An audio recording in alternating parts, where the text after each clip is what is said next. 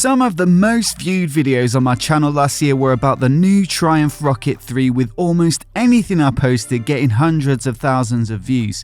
So I think it's fair to say that it's a pretty well hyped bike, and now that demo machines have started arriving in dealers, I was keen to get hold of one for an hour or two and see if it lived up to expectations and find out what 221 Nm of peak torque really feels like on the road.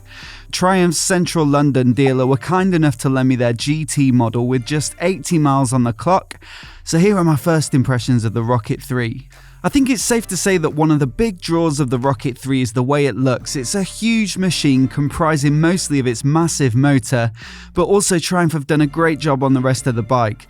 The old Rocket was looking a bit dated by now, but the 2020 bike looks leaner, sharper and meaner. For roughly 20 grand, you'd expect a premium finish, and after seeing it up close, for me the Rocket delivers. So here's a quick look around the bike before we get on the road. This is the GT version, so Grand Tour, as opposed to the R, which is more like a roadster. So this is a bit more set up for touring. Got a slightly taller screen on the GT, a pillion backrest. The controls are a little bit further forward on the feet, and I believe the bars are a little further back, and you also get heated grips as standard on this model, but otherwise they're pretty much the same bikes, the GT and R, especially the motor and the equipment. It's all the same stuff. But I just wanted to show the quality of the finish before I set off on this bike, because it's really quite a beautiful thing to look at. For a 20 grand bike, of course, you'd expect some details, but I really like the little touches like this Triumph logo on the radiator there. I love these new forward-facing air intakes on the side of the frame there, while the air goes into the frame.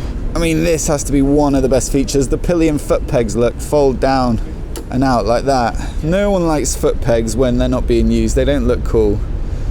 But rather than having to bolt them off, you just fold them up and you wouldn't know they were there. These huge wheels as well, I really like the finish here. Look at that badge in the middle. And then of course that big lump of a motor with those three headers coming out the side there.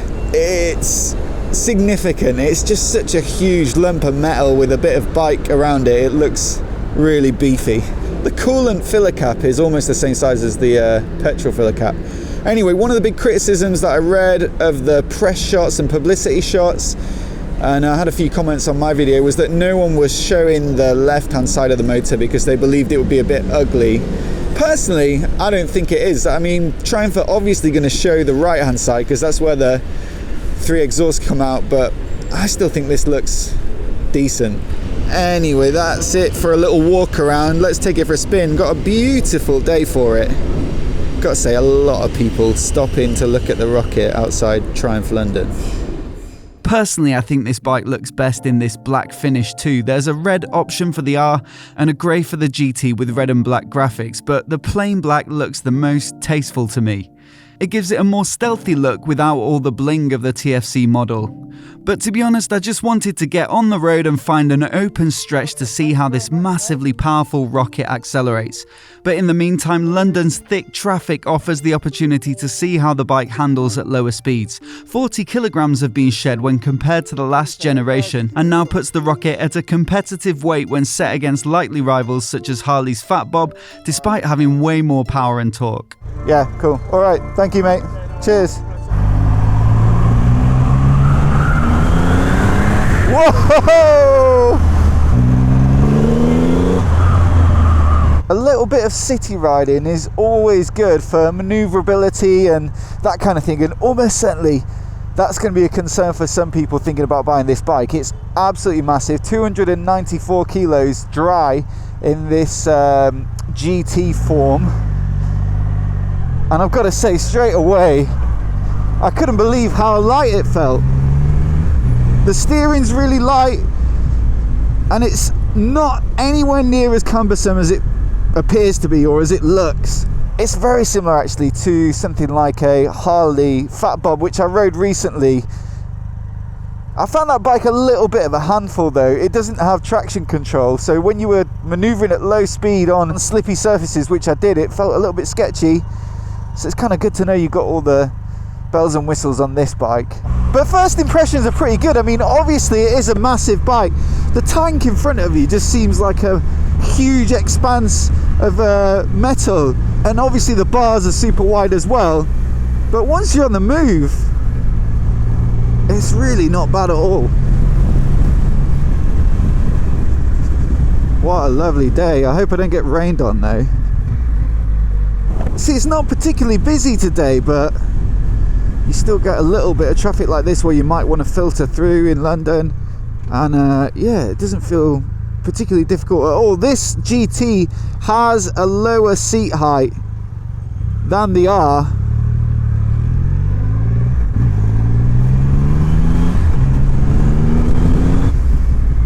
So yeah, even at 5'9", I can easily flat foot both sides.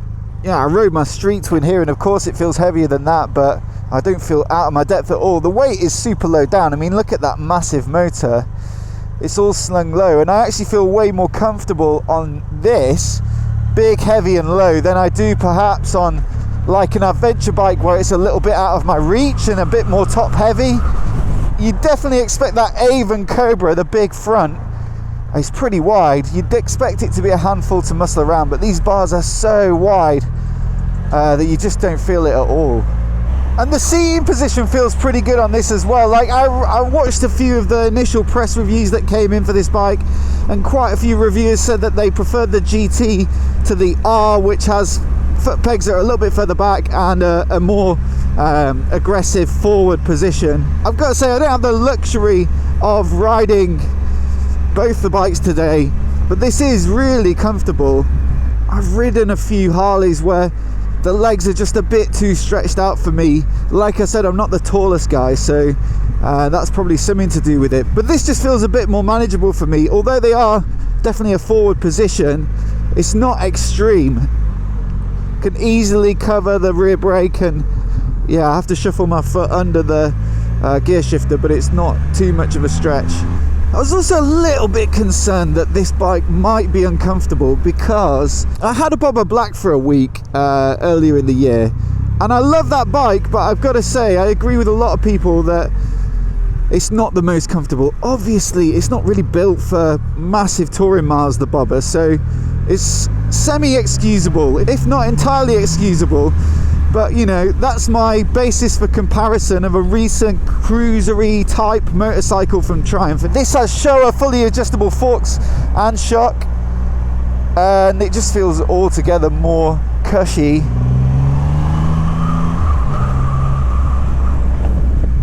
The seat's got a cupped shape to it, feels like relatively deep padding as well.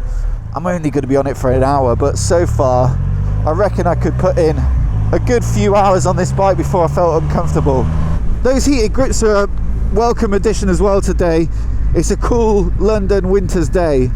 Is this screen really big enough? We'll find out when we get up to the main road. I'm not sure that that's going to do a great deal to deflect wind, but it's certainly better than nothing, and I can't imagine it will be long before someone makes an aftermarket option, or perhaps Triumph will release some further accessories for this bike. The exhaust is, as always with new bikes, too quiet, and so you probably can't hear it that well. But the only way to explain it is, if you've ever ridden a street triple or a Tiger, it has a similar sound, of course, but if you made it like 3 times bigger. It's got that smooth triple sound, a bit of a growl to it, but it's much more bassy than those smaller bikes, of course, and it constantly pops on deceleration. Not a loud pop in, because the exhaust isn't really that loud, but as soon as you close the throttle, immediately it's going like vuv, vuv, vuv, vuv, vuv, vuv.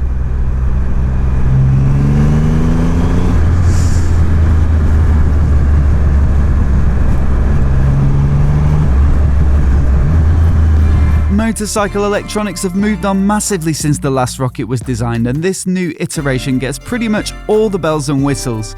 It has their latest TFT dash with phone connectivity, corner and traction control and ABS enabled by an IMU, 4 riding modes, LED lighting, cruise control, hill hold control, a USB charger, heated grips as standard on this GT model, and an optional quick shifter and tyre pressure monitoring system. The electronics on this bike are reasonably comprehensive. I think there's as much as you would expect for this kind of bike. So there's no like really fancy stuff like electronic suspension, but there's this massive dash which I absolutely love. I really enjoyed this on the 1200 Scrambler. It's really easy to read.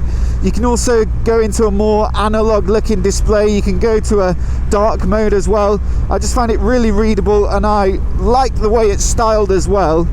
Easy to navigate as well. There's a 5-way joystick on the left, switchgear there, and a home button on the right to go into some of the more main settings, and then you've got your mode button for cycling through the riding modes, so road, sport, rider configurable, rain. Those are your 4 modes. Rider configurable will let you play with the stuff like cornering ABS, traction control. I highly doubt I'm going to be trying out cornering traction control today. Yeah, this bike's got the Bluetooth module as well, which I think a lot of Triumph owners, you know, the 1200 Scrambler, it was announced with that bike, and I think we've been waiting until now for it, but this one's got it installed. I don't have my phone hooked up because I've only got an hour and I didn't want to waste any time messing around connecting my phone. I just wanted to get on the road, but you can sort of see when you cycle through. Just before I set off, I was having a look through music volume and changing track. There's a screen for that. There's a navigation screen. There's a GoPro screen as well. So that, I mean, those are the main things: taking calls, controlling your music, navigation turn by turn on the dash here, but powered by your phone, and the ability to control your GoPro and make it record and stop. You know, those are the big ones. Probably the GoPro least of interest to most people, but I actually quite like that. It's a nice little feature.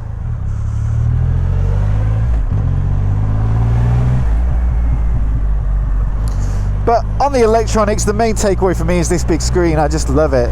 But ultimately, this bike is about the massive 2.5 litre motor, the largest capacity motorcycle currently in production, and that's what I wanted to get a little taste of on this short demo ride.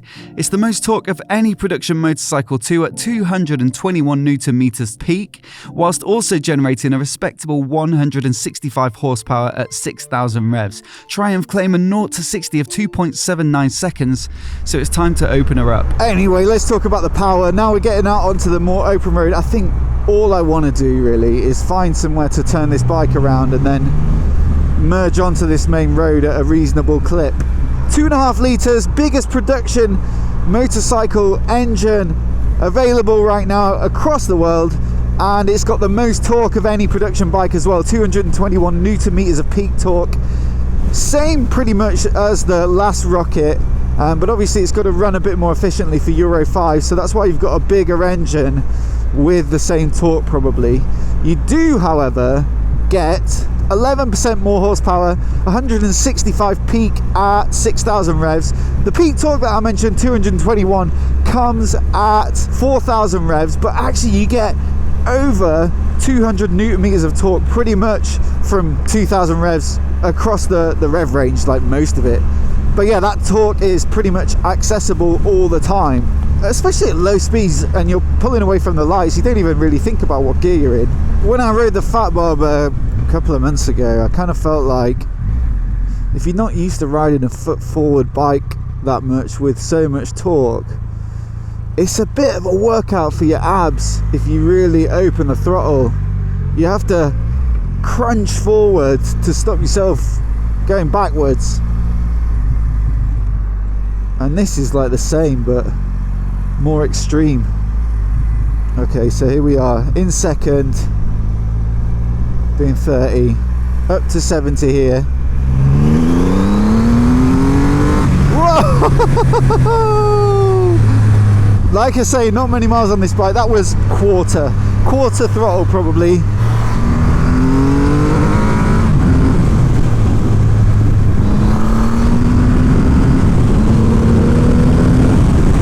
Oh my goodness.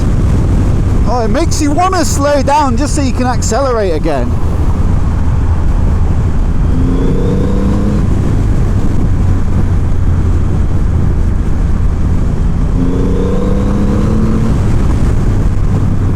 It's got so much punch, as you'd expect, but what is surprising is just how smooth it is. I think probably the fact that it's got a very quiet exhaust helps to contribute to that feeling of refinement, and maybe that'd give way a little bit if you put something a bit more noisy on it. But it does feel like a comfortable, smooth bike.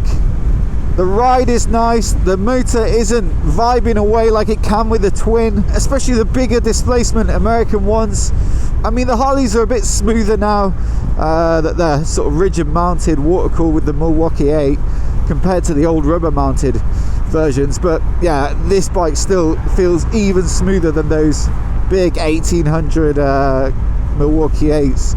And that's not for everybody, but it's something interesting about this bike, that it's such a big beast, but it feels really smooth and, like I said, easy to handle. Although this was a short demo ride, I was pretty impressed by the Rocket.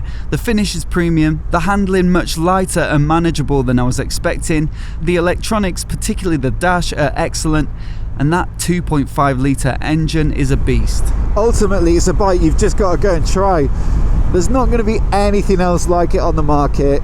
Nobody else is going to make a 2.5 litre triple cylinder cruiser, so I just feel like it's one of those bikes to ride where it's a unique experience. Even if you think it might be a little bit on the big side for you, or that 2.5 litres is too much to handle, I think you might be surprised. But I still think it does live up to the hype. Like I say, the most viewed videos on my channel last year, apart from the new Fireblade, with this bike. Rocket owners are like, you know, it's a cult bike, they're devoted to it, and it has that big triple cylinder motor. It's not going to disappoint in terms of power, it's more powerful. Those weight savings are going to make it feel zippier, but it incorporates all of the best new stuff that Triumph have learned since they put that last Rocket out. So great electronics, a great screen, full suite of rider aids, better equipment, Brembo style lemmas, show a fully adjustable suspension all round. I mean, I just love how this bike looks. From the side, it's just looks incredible, and I know it's vain, but when you see yourself on this bike in a reflection or something in a piece of glass like a shop window, it does look incredible. It has some elements that remind me of the modern classic bikes, you know, the retros from Triumph. You know, you got the matte black paint on the engine, but also some brushed metal parts to finish it. And I think all in, it's just cracking. It looks better in the flesh, especially, as I say, in this black colour than it does in the press shots and whatnot. So like I say, just come and check it out yourself.